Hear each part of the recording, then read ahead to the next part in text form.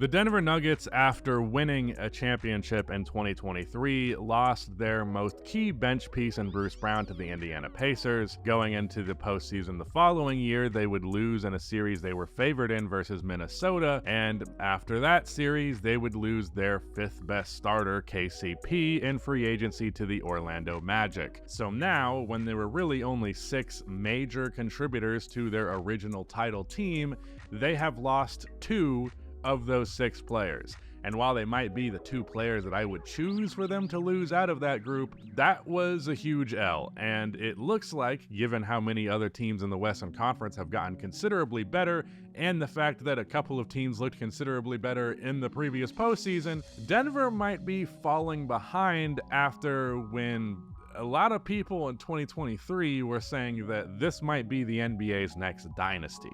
Ha! I got you now! I'm your long-lost evil twin, and now I'm gonna steal your data, including your internet history, IP address, and I'm gonna sell it on the dark web, and there's nothing you can do to stop me. Yeah, good luck with that, evil twin.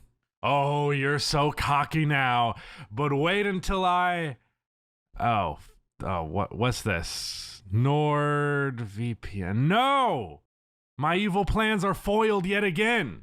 Well, I'll just try and get in through your phone then. Nope. With just my one NordVPN account, I'm protected on up to 10 devices. Well, fine. I'll just find your old passwords on the dark web and then all of your data will be mine. Uh-huh. Sure you will, bud. Was that sarcasm? No. That totally wasn't sarcasm. I'm definitely not alerted by Nord whenever my information is exposed in a data breach. Okay, so that was sarcasm. I hate you. Back at you, twin. Well, good luck with your life. Wait, no, please don't close me. I need to know more about nordvpn.com/bucketsvpn. What, like how it protects me from malware and pop-up ads on top of being super fast? Yeah, well, I guess I was trying to use nordvpn.com/bucketsvpn as an excuse to spend some time together. I'm not really evil. I'm just a generic copy of you who left our family as an infant to be a hacker. I don't really hate you. I'm just starved of human connection and love. You know, I've always wanted a Phew. I'm glad I went to nordvpn.com/bucketsvpn before that guy showed up. Hello everybody, welcome to Awesome Rusty Buckets. If you are over on YouTube, go ahead and give us a like and subscribe to the channel.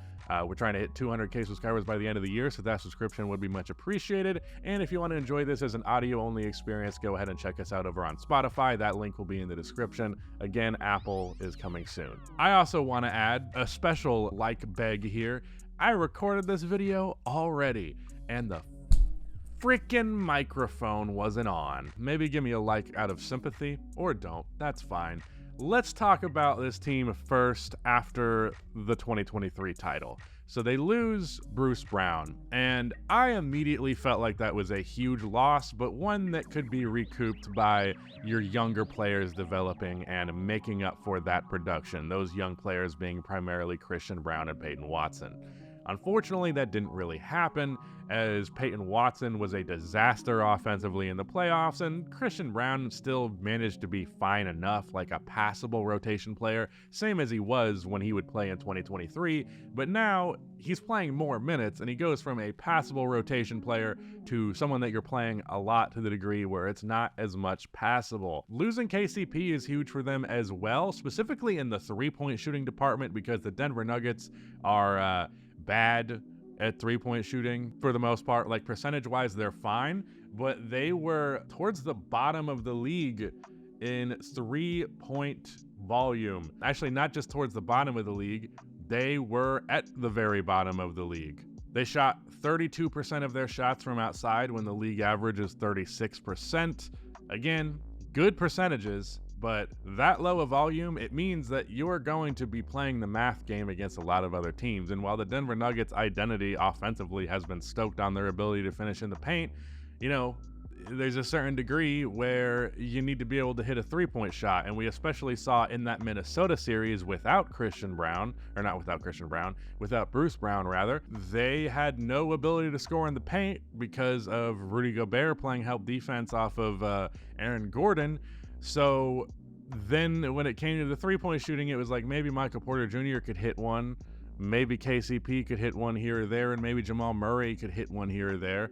Jokic was actually forced to take a bunch of three-pointers, far more than he's usually comfortable with, because of the fact that their three-point rate was so low and the paint got locked out. So if the paint becomes a risky endeavor for Denver to attack to the degree that they like to, then you have to bank on your three-point shooting, and they really don't have much to bank on there. The big theme of this video and covering the Nuggets going into this season is going to be entirely based on their bench depth and their fifth starter as well, because this is a team that was already kind of thin. Like, yeah, I harp on the importance of depth a lot, but the thing with Denver in 2023 was they essentially just had 6 starters and then 2 tolerable bench pieces, those being Christian Braun and Jeff Green. Like, they could play 19 to 15 minutes in any game and it would be okay. But Christian Braun was playing Bruce Brown. God damn it. Bruce Brown was playing starters minutes, multiple times closing in different lineups with them. And because they just had a solid, like, top 6 players, like as solid as it gets, they were able to win in spite of the fact that their 7th and 8th and 9th man was not anything to write home about. However, now they don't have that 6th starter, and going into the postseason versus Minnesota, then it is exposed offensively the biggest weakness with this team, which is Aaron Gordon's inability to shoot the 3-ball. Now, this was a factor that affected them previously, but it had never been exploited to the degree that it was in that series, with Rudy Gobert essentially being matched up against Aaron Gordon, but never actually defending him, bringing help defense on Nikola Jokic anytime he would get the ball in the post, because Cat was big enough to defend him one-on-one on the initial matchup. Your three-point shooting gets worse. Your depth gets worse. Do you think that's going to help with this particular issue? Because I don't think that it's going to. Let's talk about the players that they added to their roster, because if I was going to give them any level of credit, it would be that at least there is some variety here, and there is room for like one player or another to stand out over the process of the season and potentially develop into something a little bit better than you knew him to be. Peyton Watson, super raw. Probably had his best season last year, but that was still a season where he was a non-factor from outside, just below 30% from beyond the arc on the year.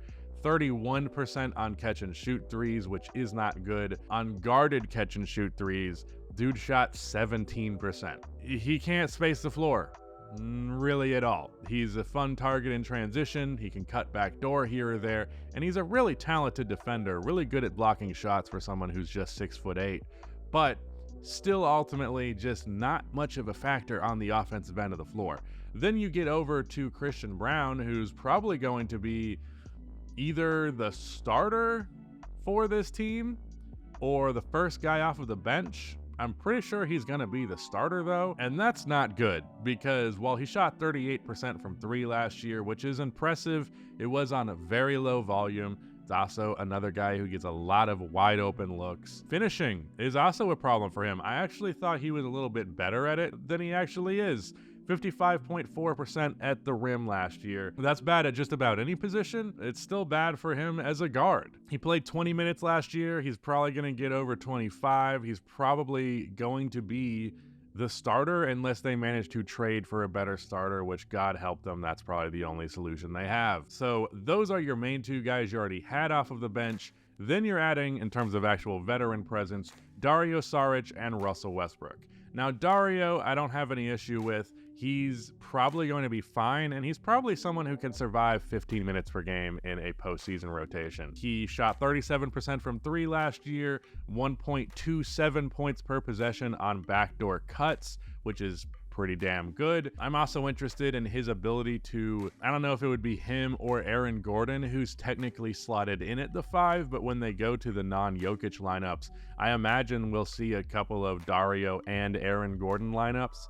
And, you know, that's probably better than Aaron Gordon and then like fucking Peyton Watson at power forward. So that's nice. The 3-point shooting would be improved. Still not going to win with that lineup, but ideally if you can make it just a little bit less of an L not to have Jokic on the floor, that would be cool. And I think Dario can contribute to that. Russell Westbrook is a complete fucking wild card on this roster. I honestly am not quite sure what Denver's game plan is here with him. The thing is, he obviously has positives, and when you look at his tenure with the Clippers, he got a lot of his weaknesses under control.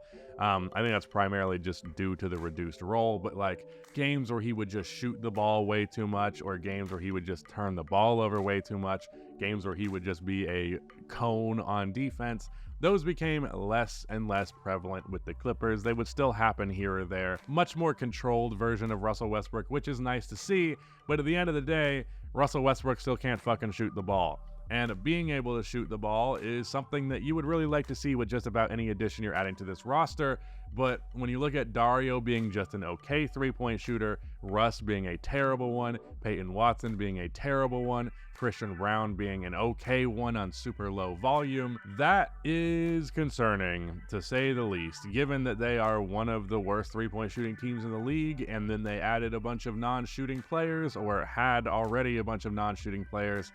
That's not a great idea. Now, I will say, there was one thing that I didn't harp on a lot, but did mention in my criticisms with Denver when I was talking about them in that Minnesota series, and that was that I thought they should get a third playmaker, somebody who, you know, isn't going to be a huge rotational piece, but especially in the regular season, you want someone who could take some pressure off of Jokic and Jamal Murray to create. Like, when Jokic is on the floor, Jokic will be your primary initiator, and that's no issue.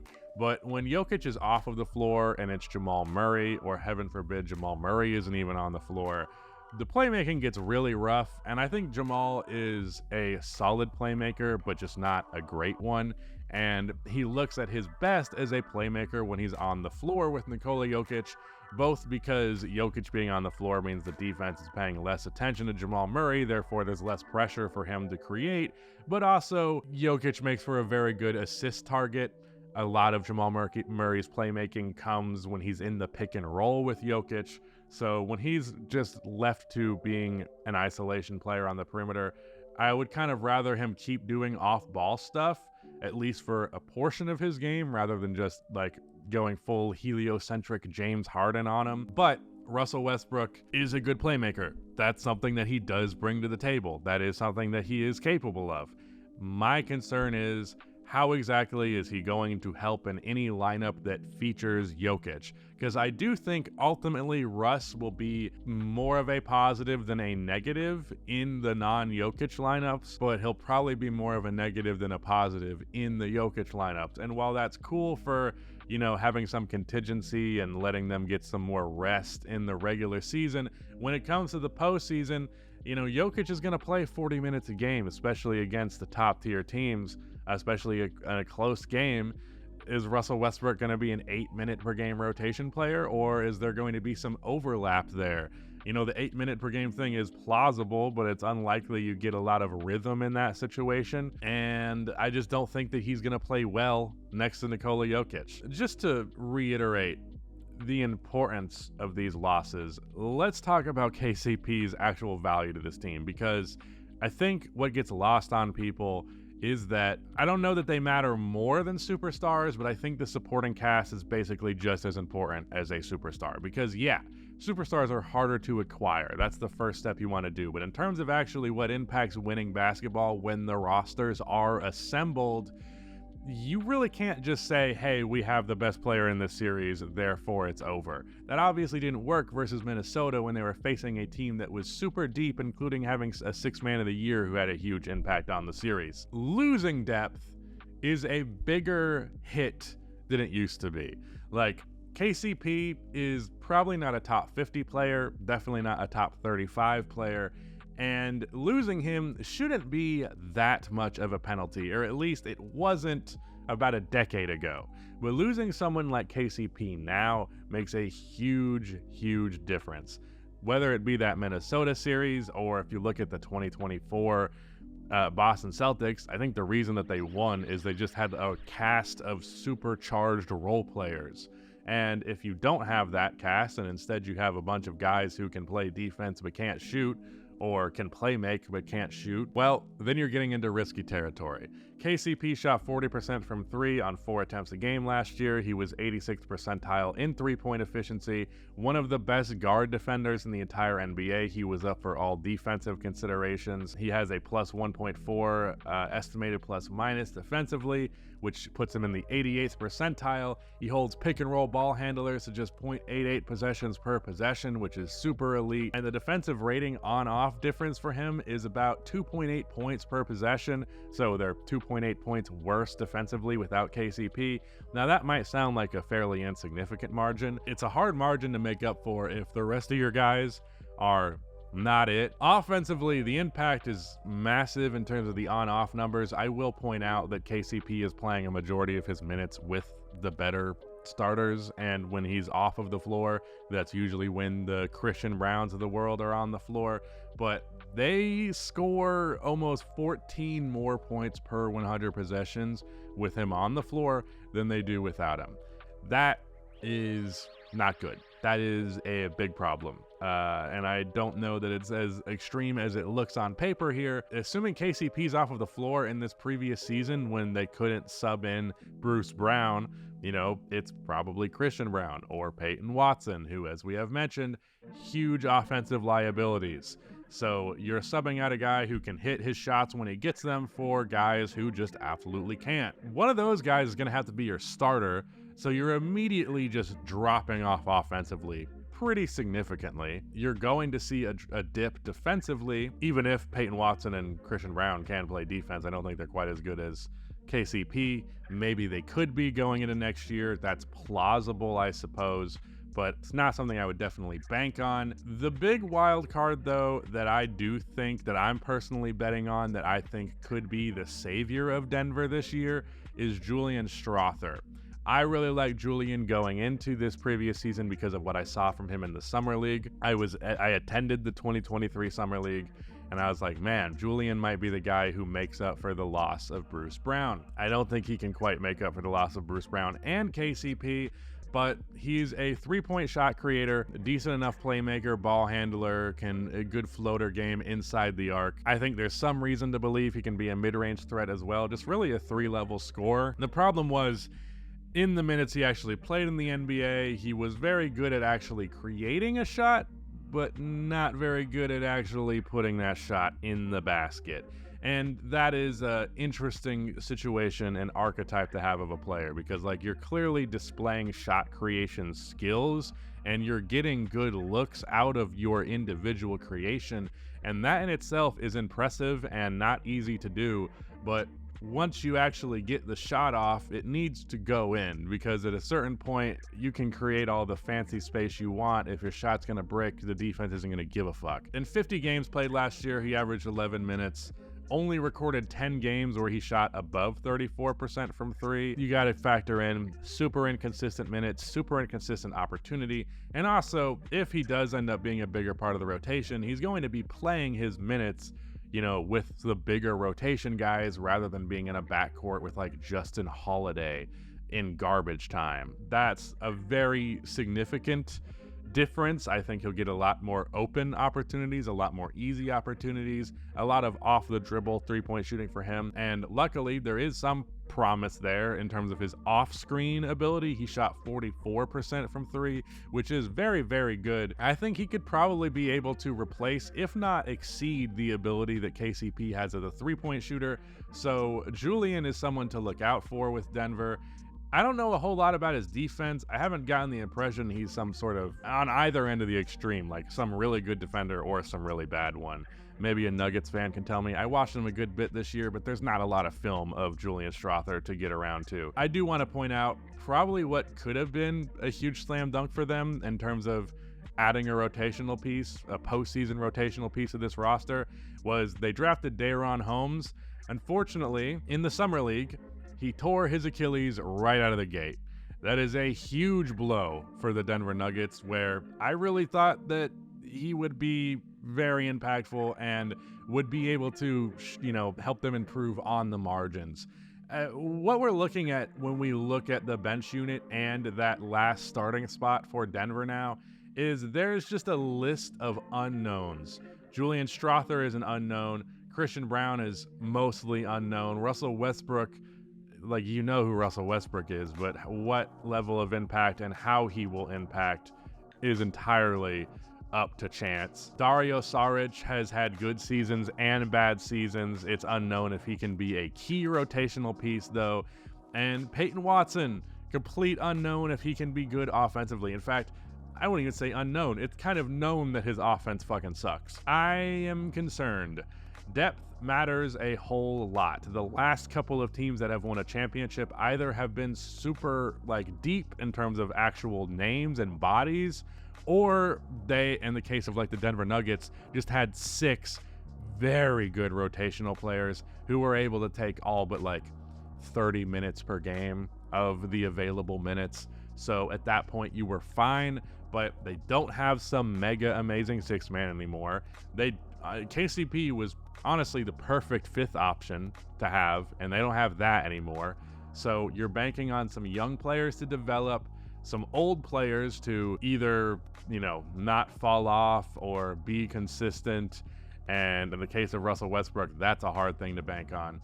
Just across the board, it's kind of scary. Now, I'm not saying that, 1 or 2 of these guys can't break out and actually be regular rotation postseason worthy. I don't have the utmost confidence.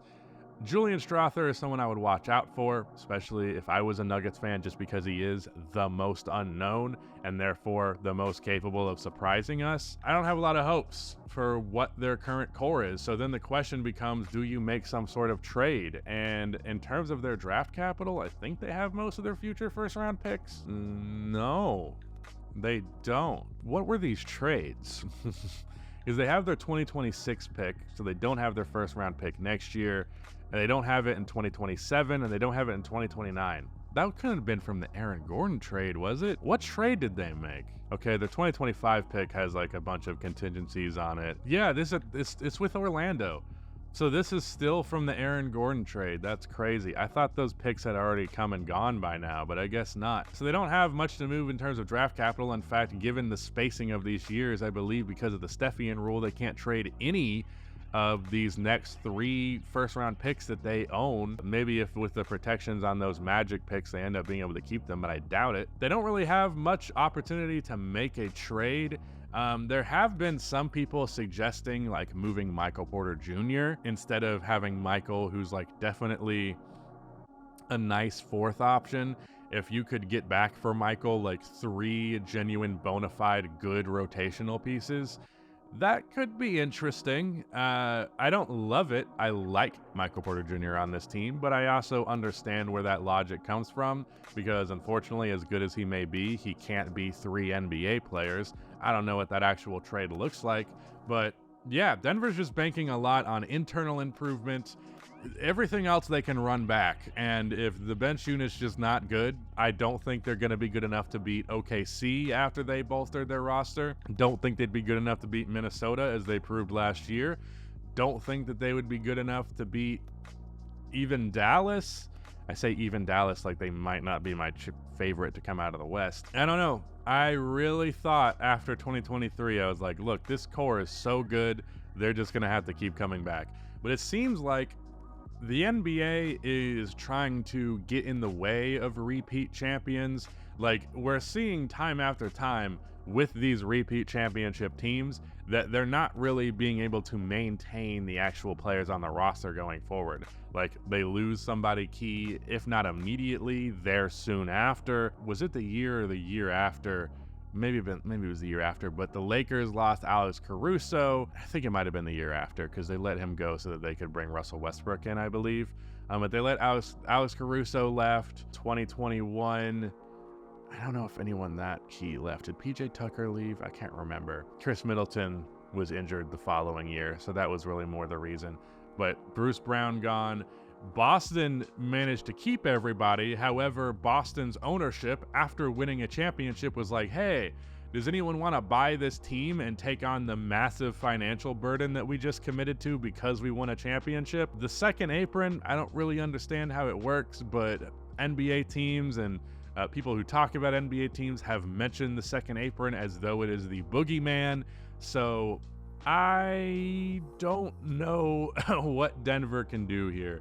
If there's an avenue that I'm missing, by all means, let me know. But otherwise, everybody besides for the 4 players, starters who were a part of that championship roster, it's pretty up in the air. That's it. Hopefully, honestly, my first recording was better. It always is, so I apologize. But yeah, that's it. Shout out to Nick for editing this video, and goodbye.